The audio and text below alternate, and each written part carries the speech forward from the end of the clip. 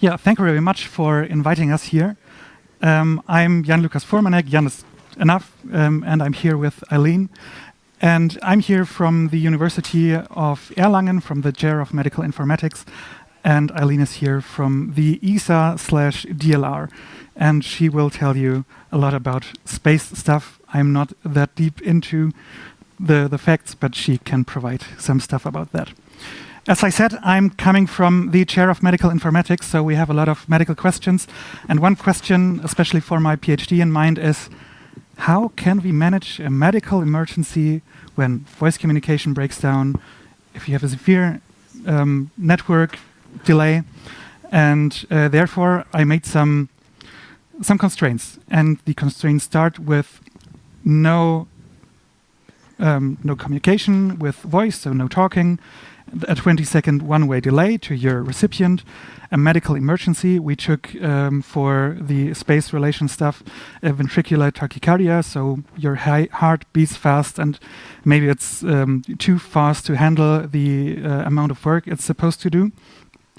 And we tried to communicate with a non-medically trained team. And of course, we used element/matrix for that. But the big question is how can we test this? Where are these circumstances like presentable, repeatable, doable? And therefore, I got the ESA here with Eileen, and we tried to go to the moon, and how we brought the moon to Earth will tell you Eileen. Hi, everyone. Thank you so much for coming and listening to me. My name is Eileen Rabshaw. I work for the German Aerospace Center and the European Space Agency, and I'm an operations engineer and one of the campaign leads. So why do we have Luna? Luna is actually an analog facility. It's located in Germany. It's located in Cologne. And what we're trying to do is close the gap between the field and our laboratory, and we are uniquely worldwide, which is where we are testing and simulating our moon on Earth. So we already have some analog facilities which are here on Earth. You can see one of them is on the left.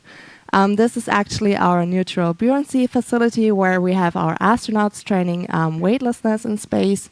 And you can see here one of them is having a grabber, which is one of our EVA tools. So EVA is extra vehicle activity when they go out of the space station. On the right, you can actually see where I work. I usually work in Munich in the Columbus Control Center. We have one part of the International Space Station, which is the Columbus module, which is a laboratory, and we actually operate it here from Earth. You can see here the different positions. We have, for example, the Stratos team, we have the EPIC team, we have our call flight, our Columbus flight control team, and they're, for example, in charge of the timeline of the astronauts and making sure that the resources, for example, are divided equally.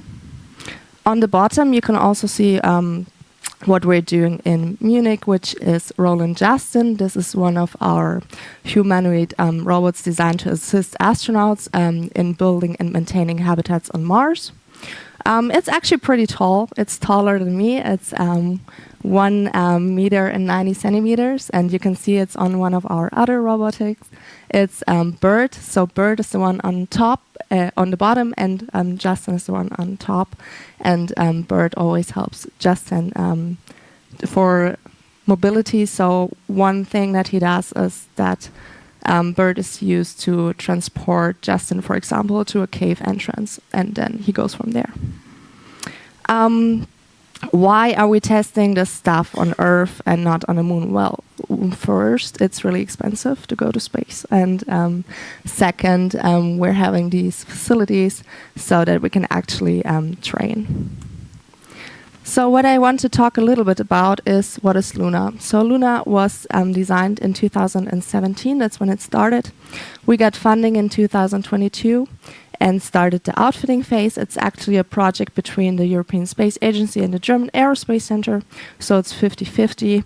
It's a joint project, and the building started in 2023. So what happened last year is that we inaugurated the facility, and we've been open since September 2024. So here's where you can see where Luna is located. So as you can see, Luna is located within a brighter network. We have the European Astronaut Center next to it. Inside the European Astronaut Center, there's also the nuclear buoyancy facility, which I already showed you. We have next to that our solar furnace and our Institute for Aerospace Medicine, and we have our Department for Material Physics. We also have a competence center for aerospace medicine and the ENVI Hub. I want to say a little bit more about the ENVI Hub. Our ENVI Hub is our environmental simulation facility for habitat and health research. So, for example, I don't know if you've heard about bed rest studies. In bed rest studies, that's where they have the test people lay down with their head a little bit to simulate weightlessness, and this is what scientists are studying in ENVI Hub. So we have the scientists study how space and travel affects the human body, which is actually really interesting. We also have our microgravity user support center, which is MUSC, which is our operational backbone for European space experiments, and they are all located in this Luna network. Why is it important for us to do that? Well, to simulate Luna, it's important that we have all these different centers and also control centers, because when we simulate on the moon, we will not stand right next to the robotics, right? We will control them from a different place. So how does it look at Luna in the inside? So here you can see, this is our current status. The main part of Luna is that we have a test field with simultant EAC1A. The test field is 700 square meters. So this is our big regular test field where we have people come in and they're testing their rovers. We have people come in testing their robotic features. We have people come in testing software for the moon. We have people come in testing hardware. We have our astronauts training there. The regolith goes down to 60 centimeters, and we have a deep floor area which is up to 3 meters deep. We also have 2 customized EVA suits. So EVA, when the astronauts go out of the spaceship, and there are 2 Atlas XCon suits that actually work really well. I think it's really cool also testing them. They're really heavy right now. They're about 25 kilograms, and if you're inside them, you will feel it, yeah. You will feel walking inside them. So what we also do is for outreach and education, we have a visitor room where we have school classes coming in and showing them the cool science we're doing. And we have some external elements which are moon-based elements. For example, we have our flexible habitat outside. Up to 4 astronauts fit inside there, and we will get Eden Luna next year. Eden Luna was before that Eden ISS. It's actually being refurbished in Bremen right now, and it's a greenhouse where we have plants inside for growing. The last thing I want to talk about is our ground segment. We have video, voice, and data on the European spaceflight network. So this is actually on the same node that we're using for ISS. What is something that we're still getting? Well, Luna was opened last year.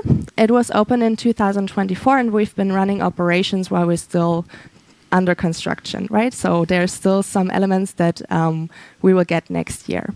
What's the coolest thing about Luna is that we are going to get a gravity offload system. Our gravity offload system is called Puppeteer. We have now test phase number A, which is that we have 20 square meters of the hall already having this gravity offload system. And in the future, we will have the astronauts hanging from the ceiling so that they can do their tests in weightlessness. We will also get a new sun simulator. We are now having a smaller sun simulator and a ramp. Our ramp is called Moon Zeppelin. It will go up to 50 degrees, and we can do some rover tests on there. We will also have a bigger rover. Right now we're having 2 small rovers, which are up to 3 CubeSats, and the big rover is being developed in Munich. We are thinking about having extended reality and digital media. So what we want to do right now is we are having curtains so that, for example, the users cannot see their emergency exits, right? But for the future, it's planned that we will expand the walls so that you can actually feel like you're on the moon. Next thing we're going to get is an exploration medical system together with NV-Hub that's under development, and a sintering facility for in situ on the moon. So what are some of the cool things we did this year? So here you can see some users coming and doing test campaigns. So what we had was a swarm navigation test, where they actually tested swarm navigation with smaller robots, and a lot of rovers were involved in that. On the bottom, you can see we had Michelin coming. Michelin is usually known for their wheels, and they were testing some wheels for the rover. We also had a geophone test where they were testing seismic sensors, and we had ground penetration radar testing. So we actually have sensors and a seismometer inside the hull. On the top, you can see on the top right, we had NASA in the hall this year 2 times, and they were testing one of their cameras for Artemis. Artemis is a program where they want to bring astronauts back to the moon. So this is some of the hardware that they're doing. On the bottom, this is one of my favorite campaigns we did this year. We had Spartan Space coming. Spartan Space came and they brought a lunar base camp, which was actually pretty big. And that's what you can see on the bottom is where they can look inside the base camp. So we were not sure it would fit, but it fitted really well, and it was a lot of fun to have them there. Okay, and why am I here today? I'm here today because Jan is one of the users that came to us and tested inside the hall, and this is how it looks like when they come. And for the future, what is planned for our Luna community is that we have Luna as a technology platform and operations platform, like I said before, for having science operations and integrated training and mission simulations, but also for outreach and education. And the plan for 2026 is that we are having EVA simulation training and longer duration missions, right? Because we're still under development. So the plan for next year is to have a longer stress test with 6.5 days, where we will do operations from Munich. So in conclusion, Luna is a collaborative ESA and DLR project, which is aimed to establish a European moon analog facility for preparing exploration with international partners. It's embedded in Cologne in the German aerospace campus. And what is actually pretty cool about it is that we have a low barrier entry for diverse users and international relevance, right? So we have people coming from all over the world to test with us. But we have also student groups that can come to us and test with us if they have a good reason, obviously.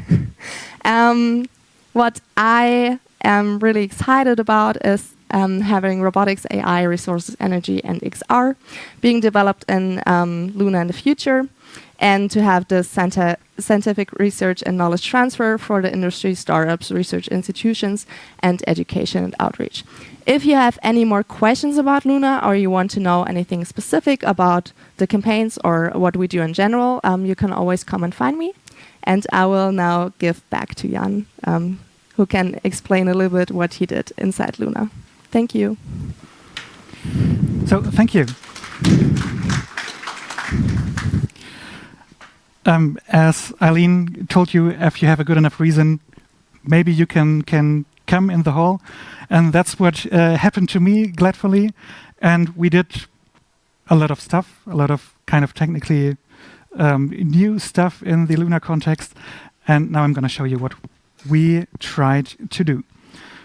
First, what did we run in there? We had, as I told you before, no voice communication, just instant messaging, and we used Element for that.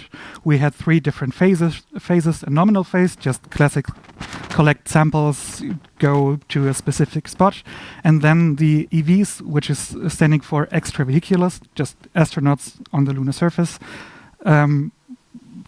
got a medical emergency and had to try to deal with it with just instant messaging and that big delay of 20 seconds. The roles here are 3 EVs, just a leading position and secondary position, and the evacuation crew, which just used 1 astronaut. How did we do that? We planned for a delay-tolerant network. I'm coming to that later again. We did 4 runs, and one specific thing we tried was we set different rule sets for texting. So one type of texting with that big delay was just text however you want, and the other one was very structured. I will also tell you about that later. And why did we do that? Just to see if reduced communication like ping pong and ambiguity would be benefit from more structure, or if the decision-making process was severely hindered by this delay, and to just give the matrix community something to work with for maybe adapting some difficulties we had. Like I said, we tried to do the delay-tolerant network. This here is a splitted off, so to say, network diagram for the moon, the hall, the facility in Cologne and Earth. And we had planned 4 clients. Astronaut 1 had a client, Astronaut 2 had a client, the control room had a client, and the control room, which is more or less the leading position for communication, also should have an chat client.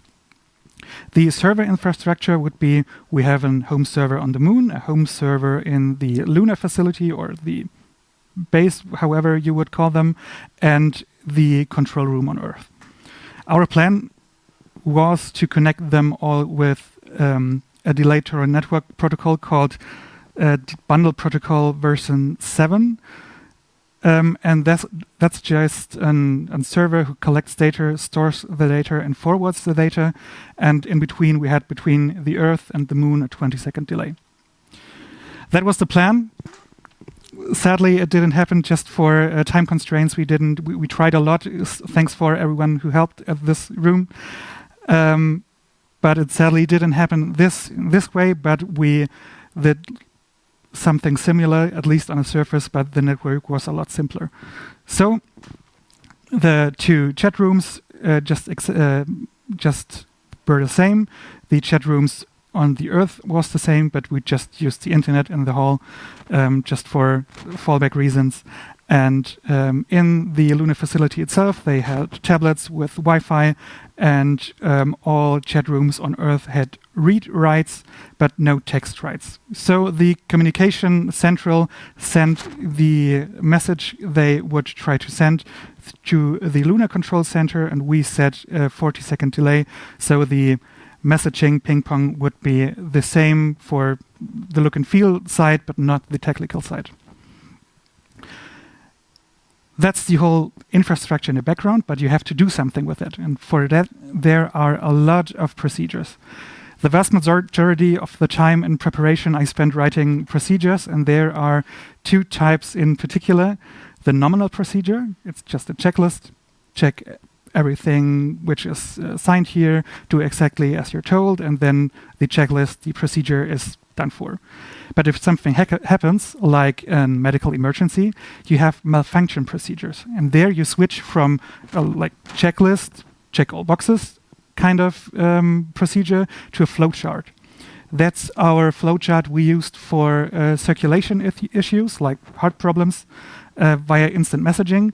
And it was a lot of longer. It was really complex and a big part what we try to do differently next time.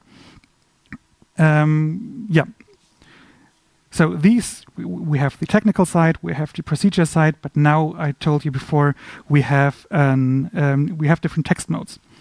And as I said, we have a free text mode where you just write normal matrix conversations, however you would write it normally. And we have a structured mode. There are call-outs and tags, and it's based on some NATO norms, some NASA norms. I just put a lot of stuff together just to simulate a pretty complex type of a structured format, and it was a type. So is it an acknowledgement, an action, a request, or something else? The recipient, then the fields, the actual contents of the chats, and an end of message tag. Acknowledgements could just be, okay, I will do that, which is in short, Wilco, I will comply, just send it back, and that would be the result of that conversation. And just as an example, a typical message would look like this. I have an action to EV1. Your task is elevate the chest of the patient. Your location should be near the boulder, and please confirm the breathing pattern. This is what we given our astronauts to communicate in that way, and we have some snippets with us to show you how they actually communicated. And it was here kind of focused, kind of good, kind of voice checks as you would do them normally. But if you don't have these structured message types, it's gonna get a lot of messy, because the 40-second delay, you will get a message regarding an older topic and you have the situation changed in some way. So you don't have a lot of like contingent communication running. But in this medical emergency, if you do that, if you put that in the structured form again, the messages was clearer, it was better structured and better to understand. That's what the people said to us. The structured messages were a lot better to understand and to work with. The noise to signal ratio was a lot better, and the headers with the reading, what is this message, the core message about, helped a lot in interpreting these messages. What didn't work so well, or what was a concern, was the amount of typing required. All astronauts said, if you just do an acknowledgement message, which is usually to the Lunacom, the communication people, just have a button for, yes, I will comply, and the message writes itself, just like an adapted keyboard. And a lot of other stuff, but concerning the time, I will go over that more faster. Just come to me later if you want to know more. What we'd try to do next on the technical side would be to try like edge home servers, meaning each astronaut has their own home server, which also like work in a kind of peer-to-peer network and bounce to like a centralized home server with a trunk to Earth. Like the home server Moon, Earth would be normal home servers, but each edge case for each endpoint has their own home server. We also want to try to do a proof of concept in laboratory environment for the delay-tolerant network with the bundle protocol 7 and a lot of other events with like offline stuff. On the UI side, like I said, the keyboard stuff I would like to interpret integrate in some way. The roles and priority, the tagging system, I would refine like the rule set for the messaging, and the voice to instant messaging malfunction procedure has a lot of refining to do. So how is that important for Earth? My PhD is about emergency communication on Earth, and we don't get a more extreme environment than the Moon, even on Earth. So we could, I think, learn a lot of stuff from this case for emergency stuff on Earth. Like, how could we acknowledge, how could we send, how could we interpret messages if the other person isn't really medically trained but has to handle some adverse event, some home care with just a doctor on chat or something?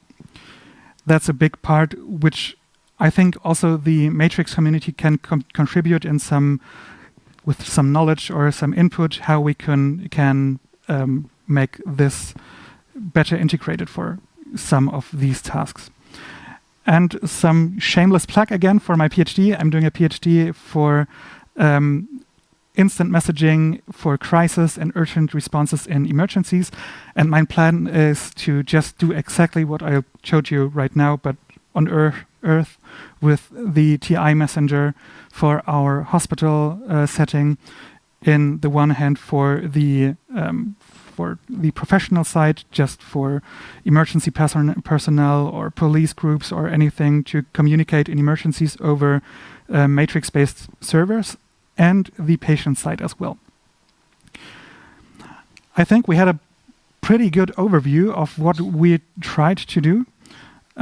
These are my contact informations. These are the contact informations. I will put them back later. And regarding time, I don't have much left. It's pretty close to 0. So if you have any other questions, just come to me or Eileen, or and then we will talk about that and get some more results out of that. Do we have time for questions? Okay. Thank you, Jan and Eileen. Yes, I think we have time for one question. Do we have a question here? Someone? Very interesting talk. Did you also try or consider anything else than just, structured, yes, but anything else than text messaging, like also images or things like this? The scenario we tried for was communication cutoff, like the astronauts went behind a geological boulder, but the suits of the astronauts, they sent like medical data, like ECGs, temperature, I don't know what exactly, but some of medical data, and that our scenario was that this was cut. You could maybe, if you have a home server in each backpack of each astronaut, you can put these medical data in these home servers and send them like a ping, like a constant, hey, the astronaut is having these temperatures or these heart rates. That would be possible. But we didn't try that. Do you have another one? Thank you.